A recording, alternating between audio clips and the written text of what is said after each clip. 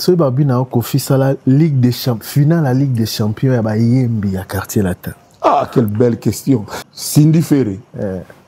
Babia. Soko lobby koza fier ya Fali Poupa. Et au Sala Onini. Mais nous sommes très fiers. Nous sommes très fiers. Oui, mais aux autres lobby l'a été, on dirait que. Mais il y en a qui ont posé ma question au Mabé. Arrêtez la musique. Arrêtez. Katazoba. Big up la famille, on vous dit mbote, bonjour. En tout cas, vous êtes nombreux en train de nous suivre et ça nous fait plaisir de le savoir. Je suis Eagle Woman, la gourou du temple. Je suis la mère des aiglons. Vous êtes bel et bien sur Boaliwood TV et précisément dans Katazoba, la chronique Antello, votre chronique préférée. On vous revient avec ce nouveau numéro et à chaque fois pour nous c'est un réel plaisir d'être là avec vous.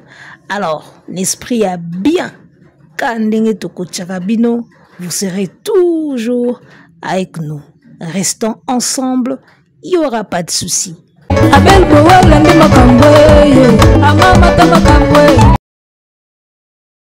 Elle a été diffusée hier en mode direct sur Top Congo FM, l'émission Parcours de Monsieur Thierry Kambundi sur Top Congo avec comme invité Monsieur l'artiste Kofi Olomide, la légende de la musique congolaise. Une émission qui relate les débuts et le parcours de l'artiste sur sa carrière, sa vie familiale et ainsi de suite.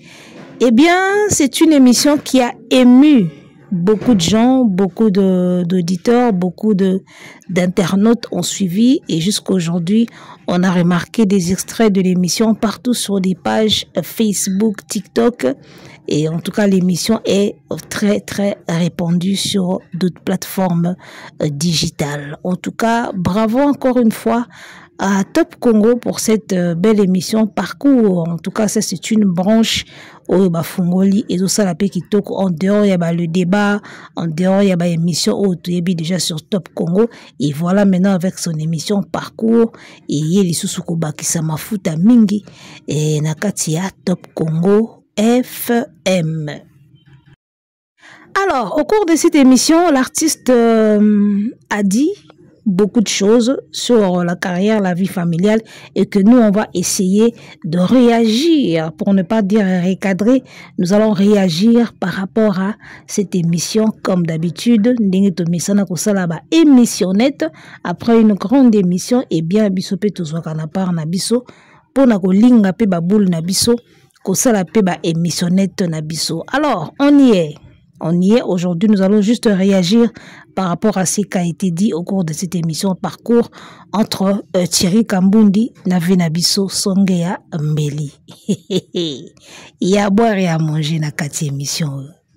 Ah ouais, il y a à boire et à manger. Une émission de 4 heures. Une émission de 4 heures du temps. En tout cas, biso tozwaka ka eteni na biso parce que ngala benga ngo musunya nzoko. Et mutamtakata eteni selon force na ye. Biso tozwa peka eteni na biso na Boaliwood na Katazoba tozwa ka eteni na biso toko développer ngo awa. Alors sans plus tarder, on va prendre la première partie de la vidéo. On va suivre et moi je vais revenir après poto pakola couleur. Balobi couleur ne tombera jamais et couleur ne makambu. Alors suivons la vidéo et moi je vous retrouve après poto pakola couleur. C'est parti. Tous les cas. Kofi Sala Ligue des Champions, finale la Ligue des Champions ya ba yembi ya quartier latin. Ah, quelle belle question. Quelle belle question. Au placé pena bango. Ce qu'il faut nous bango nyo surtout bien dans cette mais bao nyo so balika. Tout banana bandeli wana ti lelo. Ti 2006. Non ça la souni. Au sala au classé au sa classe mayo coach. Ah, on a bien été. Mais yo quand c'est belle question quand non banana nous Cindy Ferré. Babia.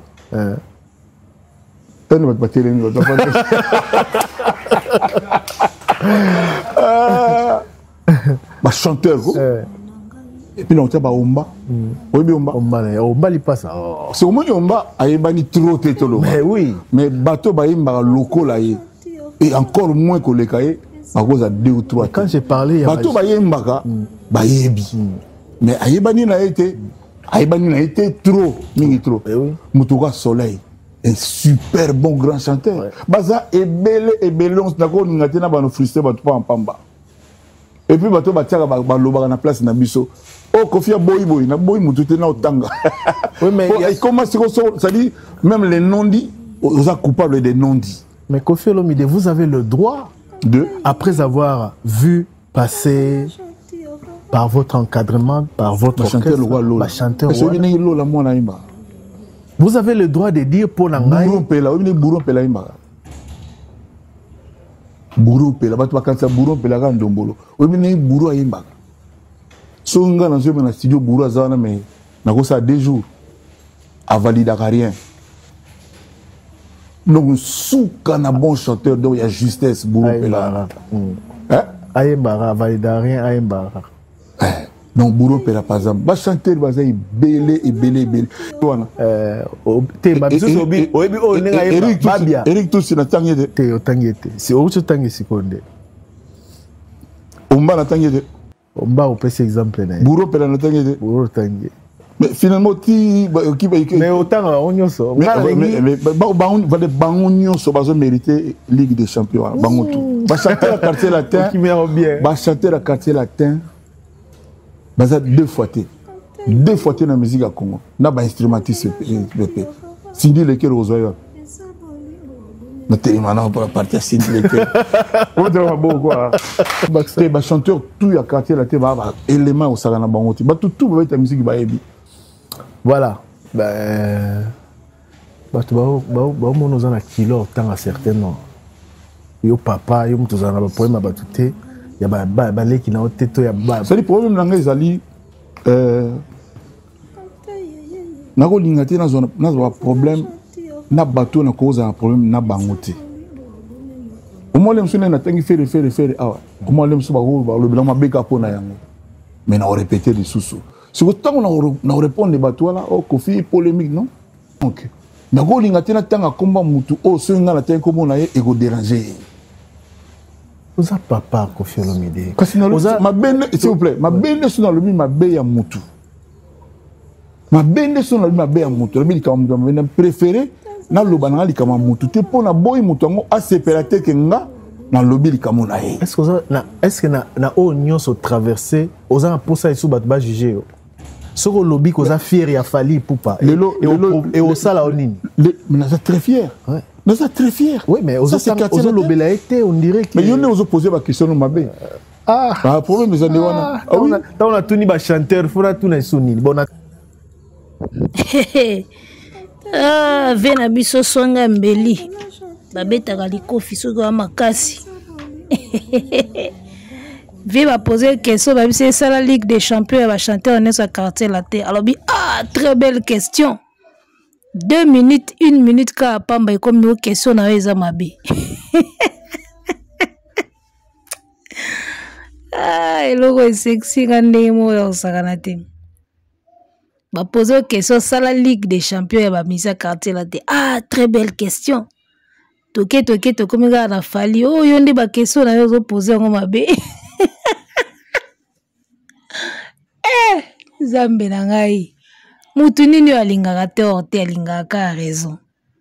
Mutu nini oyo azalaka bien batu nde bazalaka mabe. Mutu nini oyo yalobaka bien ba question batu ka nde ezalaka mabe ba réponse na ye ezalaka bien. Eh Seigneur, on peut faire ça. Non. Alors mesdames et messieurs, j'espère que tu l'as dit parti wana. Voilà, déjà nga na eba kia otikala na kutanga eglete na satanda ide anango kia otanga na yeti na ba émission nyoso ya vie na biso na ba parcours na ye nyoso komba fali ekomela ye kilo kopesa fali ba éloge ekomela ye problème po tanga ye il faut journaliste ye moko forcer Si un journaliste a proposé comme Fali a forcé, je suis très fier, c'est quartier latin, nanani, nanana. Alors, tout le monde le sait. Toute l'Afrique le sait. Ce que l'Afrique sait, ce que le monde sait, Nini, que ta plus grande fierté, Koffi Olomide, restera Fally Ipupa. Peut-être à la deuxième position, on peut voir Cindy.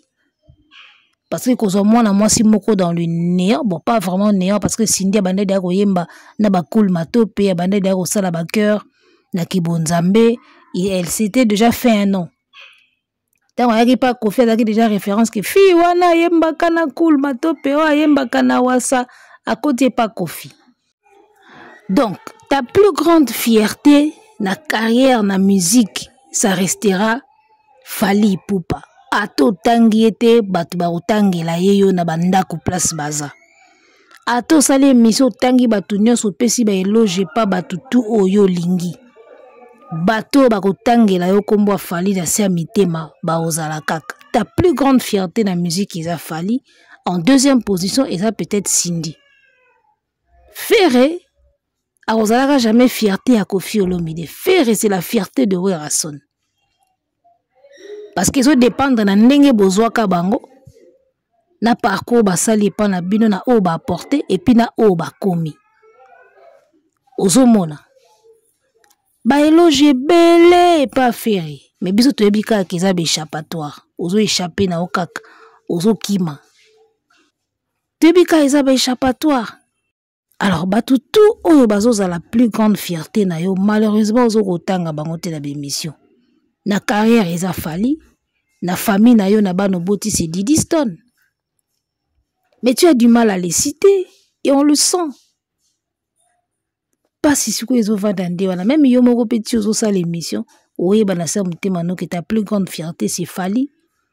Na musique, ta plus grande fierté na bana c'est Didi Stone.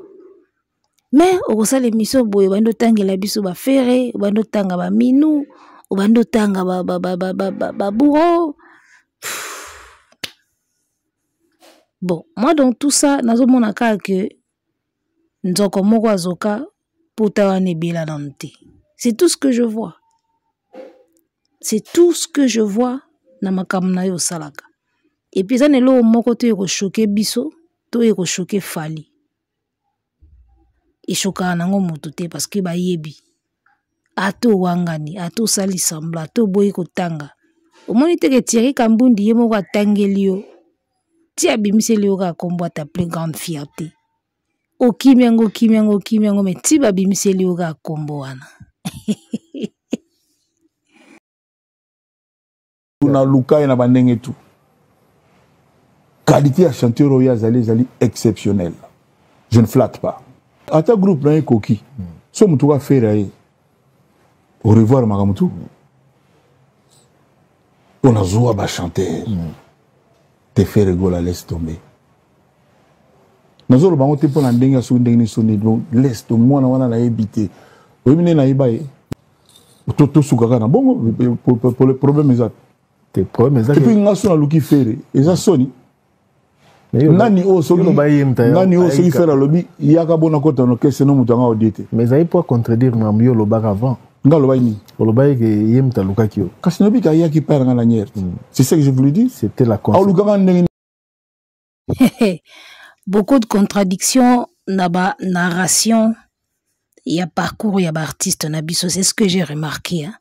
Alors moi je souhaiterais ou je proposerais à nos artistes chanteurs musiciens ceux qui bozo ça la parcours bozo la kana cahier ba bien oni carnet intime au bana mindeli bazaka na moi carnet na intime anotara makambo azo sala anotara makambo izo komela ye aujourd'hui j'ai rencontré tel il avait son chien et j'ai vraiment aimé ce qui m'a fait découvrir bon ouais ba carnet wana carnet personnel tout qui carnet intime ba benga ngo ba chanteur beaucoup mama comme na ba carnet parce que besoin na émission avec beaucoup de contradictions o alobi aluka kanga o alobi na luka ki tozoye bate finalement vraie histoire ezanini. Okoma kuna ipa redi a misi o via zaki koya kolukanga zo betelanga soka beti fenêtre na ebika wana ye. Ye via lobi o nga na sina na kenda koluka ye jamais pas na bango. Donc ba contradiction na ba histoire ba parcours. Après il faut reconnaître qu'il y a des artistes au balingaka ko bakisa moi mungwa na histoire pour comme elengi mingi. Il y a des gens comme ça. Il y a des gens comme ça dans la vie, bakoka ko beta histoire ndenge ezati. Faut bakisa moi pilipili na munga bakselo mo ya irréel. Pour épée ça moi histoire. Il y a des gens qui sont vraiment comme ça dans la vraie vie. Bata bongo bazalaka. Arobeta ni histoire parcours normal. Mais na kati yana olinga cha nuance moko boye oyo kosala ezala kite mais ya omona que so ekoti esa bien. Ya omona to se retrouver na ba version mi balé à histoire moko. En tout cas soyons sérieux ou soyez sérieux. Boya kana ba version moko ya histoire mingi bolo ba vérité. Et bon la vérité eza pona bien ya bana oyo bazoyo kabino bakobetaka lisolo ngo lobby parce que tolelaka awati o histoire na biso moko mundele mutakomela biso ngo mundele akomela binango yo moko so batiki yo koma histoire na yo bokobakisa na o ezalaki te na o salaki te ngana zalaka commando ngana salaka boye bokobakisa na o bosala te yango ya moko tikata mindele bakoma ngo. Donc, dans souci wana ya garder authenticité à histoire, tobe tarango bien, tobe tarango vrai, tobe taka histoire vrai, surtout histoire aux le roi ya parcours, tobe takango bien. Ce que moni ki bozaka na ba trop de mémoire, bon notaka makambo na ba carnet, pour jour ko leka na émission, on s'est trompé te. To lembi ba double, trois, triple version ya ba histoire moko. Ça nous embrouille. OK? Alors, pour revenir à l'affaire Egola, il a pris tellement d'éloges de la part de Kofi, na émission Le Parcours, faire azuba éloge et belé, ça plie au Gaulois, hein, et bango balinga à bongo. Avec la tension qu'il y a aujourd'hui entre Kofi et Fally, c'est tout à fait normal à se donner côté affaire. Na ba Gaulois, c'est normal. D'où il faut voir que l'affaire est ba éloge, même si ça la premier soin, et tout bosanika la premier soin, il faut voir que l'affaire est ba éloge pour faire mal à Fally d'après ye. Et le kola ina fallait simbakate jalousie moi nini mutu na ya musala nanga lekanga mona na format lekinga. Donc c'est tout à fait normal babwa que l'affaire est ba éloge et belé. Mais la vérité est la nini. Faire et ne fera jamais la fierté de Kofi, ne sera jamais la plus grande fierté de Kofi na carrière. Ato bandaka kolande bandakala. Ato mona kaina orchestre moko boya beta lever des rideaux au sepeli na ye obandi kolanda ye akotikalaka jamais kozala ta plus grande fierté ou la plus grande fierté à quartier latin. Mwana na place à koleli na place à bimeli musicalement parlant. Faire c'est le wenge ou adopta kaye juste pour une année assis ça pe année en côté je crois ou adopta kaye. Donc cela ne fait pas de lui un latino sukindeni non aza wenge autika la wenge. Alors même si le lot osa ko vanter ba capacité na ya chant, ça on le sait hein, la voix, la capacité de chanter, ana voix, ana capacité à koyemba, ana capacité à kovanda na ba note, ayeba ko bima na note te, ayebi ko maîtriser ba bloko ana c'est bien. Mais écoutez cette vérité. Bagolo boka vérité ou bien. Quand bien même que Ferré soit un si excellent chanteur, les plus belles des chansons que Quartier Latin nous a données, ce n'est pas celle que Ferré a chantée. Ou ce n'est pas celle dont Ferré a participé. Non. Non, non, non, non. Les plus belles chansons que Quartier Latin nous a données, ce ne sont pas les chansons dont Ferré a participé dans le studio Nabanine. Ce ne sont pas ces chansons-là. Ce ne sont pas ces chansons-là. À la voix naïe, aïmbara bien. Le style vocal de Ferré est Simba Kanawingi. Les plus belles chansons que Werason, Maison Mère, nous a données, ils ont Nzembo ba Ferré ba yemba. La preuve ba vita imana ti lelo batu basenga ngo na balibanda. Donc Ferré c'est Wera, Ferré c'est Wenge, Ferré Maison Mère. Les plus belles chansons au Wenge Maison Mère et Pesa biso ya banzembo Ferré ayemba. Mais surtout, il y a un quartier latin. Les plus belles chansons que quartier latin nous a données, et ça, banzembo te offert à participer. Et ça, banzembo au Kofi ayemba na nuyemoko en tant que Kofi. Et puis, ça, banzembo au quartier latin, il y a ba Bourreau, ba Fali, ba Soleil, ba Nani, ba Modogo, ba Sam Chintu, ba Suzuki, ba DS Mukangi, ba Skola Miel, ba Yemba. C'est les plus belles chansons Kofi a fait ça na musique nabiso. Au fer atikala okota na katite. Soki tembe bosa a sondage. Po mikolo to aka na sondage yaya. So tembe tout ça la sondage. On remarque que bah oui sabino que en tout cas la belle époque na musique ya Kofi. O pena bane ko mema biso pena na extase. Et ça ba époque au fer ekutu soloté. Ozomona. Fer ego yana ena sukawa ayembi ba insecticide na ye. Ayembi ba Cobetox na ye, ayembi ba Michel Kaniembo izaka na nzembo moko makelele. Kaniembo sadane moninga azolela azosenga yo Michel pesa ya nzembo wana ezalaka na makelele lokwa matoye pasuka. Je ne sais pas qu'est-ce qui a manqué à ce grand Koffi Olomide, ce grand de la musique, qui a su nous donner des belles mélodies. Netiba Moulé Rengo, Netiba Désespoir, Ozu Siko Fere Oyo Revaka, Na Sindi Oyo Lulaka, Basala Symbiose Bapesa Biso Nzembo Mabe. Quartier latin Oya Koffi Olomide, Yemoko Kofi, Sindi le cœur Azawana, Ferego Azawana, mais toujours la plus mauvaise des chansons ya Banzembo tout Kofi a produit dans la carrière naïe. Tout le monde le dit. Les belles chansons de Kofi, à l'époque, Yakala. Kofi a bien Zaki Kofi, Yakala. Tout le monde le dit. C'est pas Kofi à l'époque à Cindy, c'est encore moins Kofi à l'époque à Ferré. D'accord? On peut encore accepter Kofi à l'époque à Fali. Naba Bourreau et ainsi de suite. Jusque-là, c'était bien. Mais tant que tu l'as Kofi, les plus belles époques, il y a Banzembo, il y a musique, et pour Kofi. C'était époque où Kofi a Zaki Naye. Sans bateau, toujours mona wana zo kumisa lelo. Ozo Sindi, ozo Ferry, toujours nzembo mabelo kwa Cobetox. Qu'est-ce qui s'est passé? Pour bimisela biso lo kwa malongate. Qu'est-ce qui s'est passé? Aujourd'hui effervescent, Dieu a Kofi na Fali, ça reste l'une des meilleures chansons. Donc participation à faire na quartier latin. Ayaka kaka lokola nebité. Surtout penato peser ba œuvre à quartier latin. Participation à faire et la goutte d'eau dans l'océan. Et participation à faire na quartier latin et obima goutte d'eau, une goutte d'eau dans l'océan. Surtout peser ba œuvre à Kofi. Banda ba coucou, banda ba diva. Ti aye na biso ba désespoir. Ti aye na biso ti ba efrakatatang ba Fali ba ye. Kofi c'était là. Tokosuka na Kofi wana. Kofi a Cindy, il y a eu pas mal de belles chansons. Mais na poya ba oya kalate. Kofi avec Ferry, une goutte d'eau dans l'océan. Neba kutu Ferry akenda kosa nini pas Kofi. En termes, il y a œuvre, ba bimisela biso ba œuvre kito côté. En termes, il y a impact, oui. D'accord?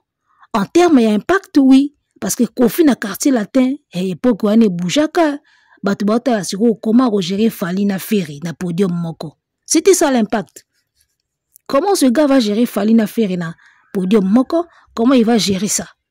C'était ça l'impact. Ferry boye kuna boye Fali na Ferry podium moko ba concert tout bazo beta izo sala ba polémique. En tout cas, il a bénéficié de ça. Impact polémique, oui.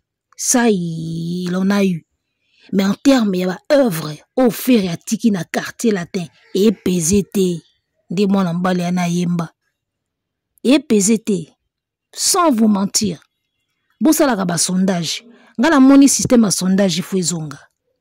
Micro-trottoir, micro-baladeur, sondage. Sondage truqué, bosi ba fan na bino bo pandi ba bobi toya otunayo, bosi bo yo kanite. Sondage ka okitika na veni moko yebite boy. Ozo comprendre, ba yebisa bino que parmi ba chef d'œuvre ya Kofi, ils n'ont jamais époque offert à Zala na quartier latin. Et bima wanate. Ba chef d'œuvre bima n'époque où on a été offert à côté quartier latin. En tout cas, je suis désolé. Même Cindy, c'est une bonne chanteuse. Cindy a beau yemba, ana ba technique, ana nyoso. Mais na habité na barate lo nini oyo Kofi a perdaki tango azu faire na Cindy. Parce que imaginez bateau reva oluka bango ti ozui bango. Tango ozui bango otikali ko pesa biso ba œuvre ya kilote ensemble na bateau wana. Comment on va expliquer ça? Zwana Lukaka di Gino. Za Gino Kofi Mokangi DS. Bango kuna baye bele na kati ya butu ninyongo ngana sali ninyongo ngana weli baye sangana bango tu kontranga so pomo panga bango basi bakwesa nzoko na mbata liso ya likelele kotaka zelo te Kofi aye yangana nanie likambwango balingi babebisa amamanga motema pasie. En tout cas sincèrement parlant nalobi te ke Kofi na Cindy basala banzemba bien te mais soto zongi na ba qualité ya ba époque wana omona pena ke so botiango na balance botie na sondage bomona pena balance ezo kende moi balance pene ko balancer bomona ke balance pena ko balancer ve tika no nyoko ma vie kumisaka na ofere kumisaka na Cindy, tu as le droit, d'accord, tu as le droit, mais sur le terrain, sur les résultats, du point de vue résultat, banzemba kitoko o pesa musique congolaise, eza époque à Cindy na ferité, yo moko conscience no yebi. Ils ont chanté, bayemba bien, ce que vous avez produit comme œuvre, c'est pas mal, mais na kilo ya banzembo pesa bisote ba époque ya o naye o nazolo ba o batutu ba yebi na minute oyo vi. Tala simazonga motu vi. Tala pena simazonga motu. Cindy encore ça va parce que tout ba quand ciel bimaka e kanga mvula elembo nini otiki e kanga pinzoli natikali nanga lokola mona saso oyo balei mamona ye na bonane. C'était encore mieux. Multiplier, mon multiplication. Iki ozambo moyo yelengi, ole makati na makokoli. Les 24 et 25 chérie. Receveur à l'autre kakolo voiture. Poko boule si lelenge komo senga versement. Turazando beti banda tongo mbwenge kotite. Pona nini pasi ya boye ye chofa. Otie kisela na kare kufie yokofuta. Pelelo kobima te emopawe. Ozomona. Bawana c'était pas mal. Mais kilo ya banzembo Kofi a pesa musique congolaise et vanda en époque a fallu na ferité. Cindy encore ça peut aller. Mais époque y a ferré dans quartier latin. Yaya une goutte d'eau dans l'océan sur le point de vue chef d'œuvre falia o Kofi a pesa musique. Na ko sabinote. Nako sabinote. Oh si Sylvie. Ils a même pas na hauteur ya banzembo lokola. Sauvetage. Kongala loko. Tala. Nzambe nangaye. Si Sylvie. Faire aemba bien. Toto boyango eza lisumu. Aemba bien. Et puis banzembo to Kofi apesa ye apalo lango. Mais nazolo basikoyo. Omani sur le plan résultat. Résultat ezelo mususu. Sur le plan impact na résultat. Banzembo Kofi o mokili mobimbelo bakake esimba e beta e pesa e sala bien e sa banzembo fera yemba na quartier latin te. Donc olongo soto into compter pena banzembo kitoko ba chef d'œuvre Kofi to kolongo la pena époque fera yaka na quartier latin to bandiso ko tanga ba chef d'œuvre Kofi. Bomoni loko esala mawana. Donc soto into bando tanga lelo ba chef d'œuvre Kofi to kolongo la pena époque fera yaki quartier latin to tiango pembeni. Après to bi bon to bandasiko ko tanga. wana siko tokotombe na ba kukuko bansangara photo te pona sina totombe siko na banzembo lokola Vicky oya yembaki na Thierry Kambundi musika lobezala lifelo un jour Vicky ngando pokoko na un jour aliyaka moto paka monga tika mokili Vicky pona kanda exagérer moto alingaki mama na Max Mondele koko pelajo yo tokolongola pene époque ofera yaka quartier la tête bandis ko calculer ba chef d'œuvre Kofi to kuta ba effervescent et kachaka ya monene kolinga lelo to kuta banzimo lo si ayebisa kinga kombona e caresse na wa yemba na serwana destane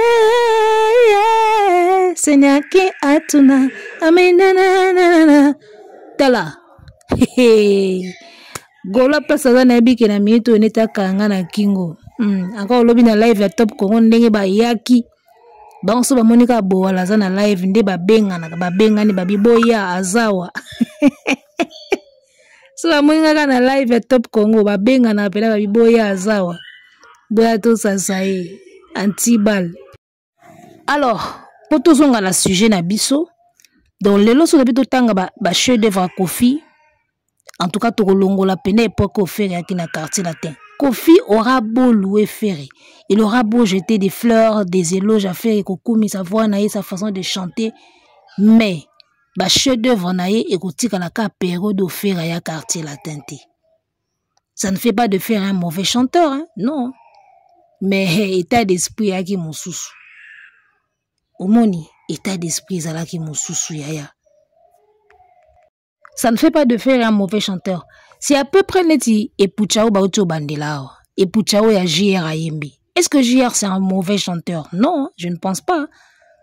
Hein? Un chanteur coaché par Kofi Olomide. En tout cas, forcément, il faut qu'il y ait un bon chanteur ou moyen, mais il faut vraiment Ebaka Oyemba. JR n'est pas un mauvais chanteur. Hein? Bayembi si et Pucha. Mais quel impact cette chanson a eu? Aucune sur naba instrum en termes de vie, en termes de streaming, en termes d'impact dans la société, en termes de tout. Il y a un impact. Mais J.R. Ayembi, naba note, avant d'ina gamme, Ayembi bien comme un chanteur qui se respecte, mais Nzemboza n'a un impact. Et puis ils ont plaire batou, te koleka ba auto suto yoka.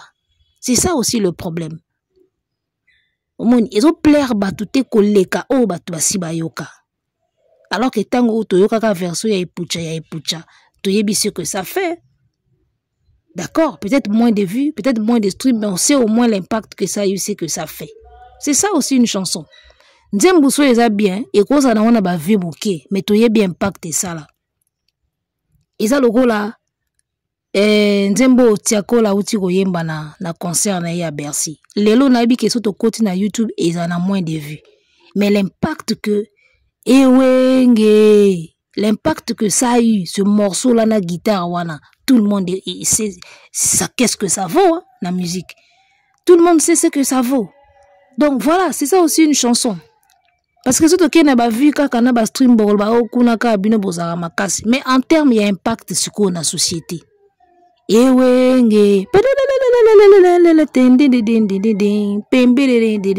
Atezana un vue na YouTube, une vue. Tu es bien impacté ça là. Si vous écoutez MBC JR, ça quel impact? Au moins, quel impact est ça? Donc voilà. Au cause d'un bon chanteur, au cause d'un grand chanteur, il y a génération naïe. Ce que tu en fais. Il y a une phrase moko. Na uti koyoka phrase na ba vidéo ka na talaka na ba TikTok. Il y a une moutumaka lobi phrase moko lobi. Peu importe ce que tu fais dans la vie, le plus important, ce qui compte, ce sont les résultats. Alors, quand tu travailles dans une société, on ne te paye pas pour le comment tu travailles. On te paye pour les résultats. Et ça, c'est vrai. C'est tout à fait vrai. So, tu as bien tant que tu travailles, tu fous par rapport à résultats, tu fous pour n'andenge to kembi na travail, ndenge na gumbami, na kembi na moi, tu fous angote, ba fouta ka résultat. Parce que ce que bengi moto ya ko bongisela yo écran. Ata gumbi mukongo, ata baluki ba chute na mabeli, ata mibeti marto na musapi azoki. Tant que TV bongite et lakisite, au foutate. On s'en fout de ce qu'il a fait comme exercice. Le résultat, TV nangi laksa. Obengi muta bongsela yo écran, téléviseur. Ayebou asa de forme mon côté. A baby kutu te apandi kutu TVT. A tcheka asoki nini tak TV lakisi. Au foutete. Au foutaye. Donc, le travail est récompensé par rapport aux résultats. Et non par rapport aux efforts de durée à travail. Non. Na bengi obongselanga écran. Osali 10 heures du temps. Ozo bundana. Na souka na ona moni eloko te. Nga na bimsi mbongo na futi yo. Je m'en fous de tes 10 heures du temps. D'accord? Oye, osalika 30 minutes. Obaloli TV, osimbia, pou TV nange komo lakse ba chaîne nyoso clair. Na futi yo. Na ko baksele kutuna pour boire. Pour betiango mna dada. Donc voilà, c'est le résultat qui compte. Peu importe où nous tout ça dans la vie. Finalité, résultat. Yango monaka, na luka fere banda kala, na luka sindi, na zui bango, ozui fere, ozui sindi, tala Kobetox. Oui bien. Bato basala sondage, bo ede biso. Bo nzembo o fere yemba. Kobetox, na Sisi Sylvie. Bo salango battle na banzembo Kofi ya kala. Bo pona pena ba meilleur ya kala ya Kofi. Bo mona choix. Ezala pena ya boke na monde ba golwate. So boke na monde ba golwa ba pona ka banzembo fera yembi bêtement comme ça. Boke ndé ba mélomane ya bonne musique. Zwa Kobetox. Bo fouiller ce qu'on a banzembo ebele ya Kofi ya kala. Bo salango battle. Bo mona ba vote bo kamwa. Pour nous, c'est bien que apport ya faire na quartier latin en termes ya ba qualité ya banzembo, il y a une goutte d'eau dans l'océan. Est-ce que bobi kende tabo na quartier latin? Aujourd'hui Sisi Sylvie a ferré. Sisi Sylvie azala kino santé, fote ya la ngaite ferré gola.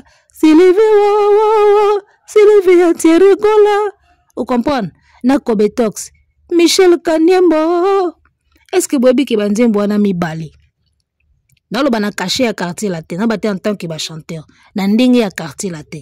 Soko tie yango pour un vrai kofifil, un vrai kofiette. O tie nzembo wana ya feri. O tie na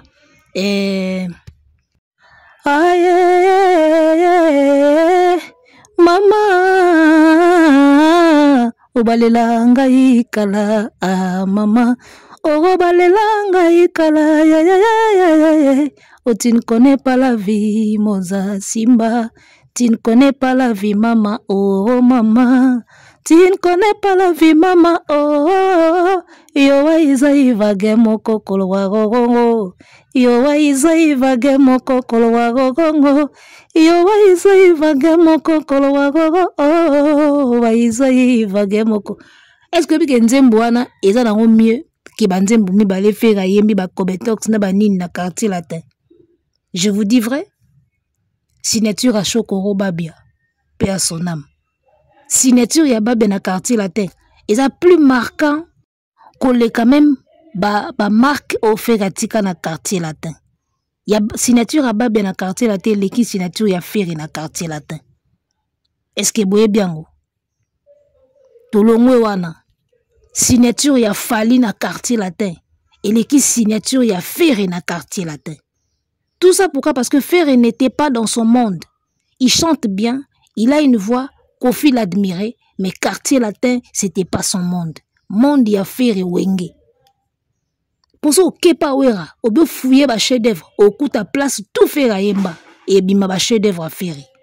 Mais ce qu'on y a dans quartier latin, au fouiller ba chef d'œuvre à Kofi, place tout Ferré Zate, ne au coup ta ba chef d'œuvre à Kofi. Est-ce que quelqu'un m'entend?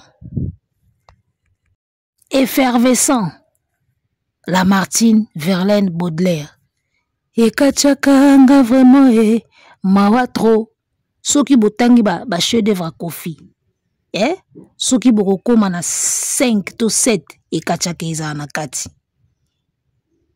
Ozomona, et ça c'est la signature de Fali na quartier latin.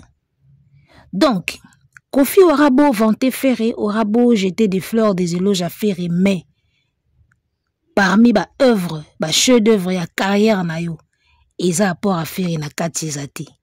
Ya Fali eza ya Bababia eza, ya ba Modogo ba Suzuki eza. Mais à faire rien. On a kende quartier latin coupé sa cour. Papa, mon a beau vent, au kendaki tourisme. ou impacté. En termes, il y a polémique et impacté qui. En termes, il y a podium, moko fali faire. En tout cas, ça a impacté. Mais c'est au discours dans chef d'œuvre. Ou impacté, papa. Tu n'étais pas dans ton monde et ça, ce n'est pas de ta faute. D'accord? Style, il y a voix et bon, à la place nango. Style, il y a voix à faire et bon, à la maison mère.